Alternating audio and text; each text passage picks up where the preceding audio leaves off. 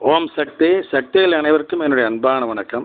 சக்தியிலே திருமதி ராமகிருஷ்ணனுடைய பெரிய பொண்ணுங்க அங்கே டிரைவிங் லைசன்ஸ் எடுக்கிறதுக்காக முயற்சி பண்ணுது.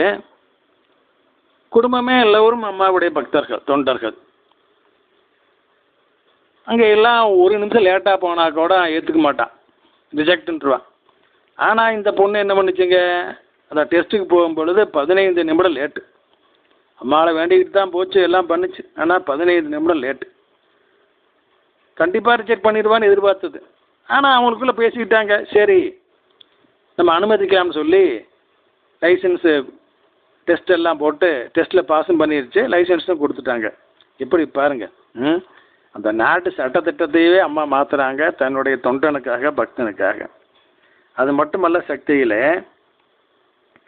இந்த பொண்ணு நல்லா படிச்சிருக்குது, வேலைக்கு ஏற்பாடு பண்ணிட்டு இருக்குது, இன்டர்வியூ கூப்பிட்டுருக்குறான். ஆனால் இன்டர்வியூ போகும்பொழுது இதுக்கு ஒரே பயம், என்ன கேட்பானா, ஏது கேட்பானா, எப்படி பதில் சொல்கிறது, ரிஜெக்ட் பண்ணிடுவானா, ஐயோ அம்மா அப்படி இப்படின்னு. ஆனால் அம்மா முழுசாக நம்புது, அம்மாவை வேண்டிக்கிட்டு போகுது.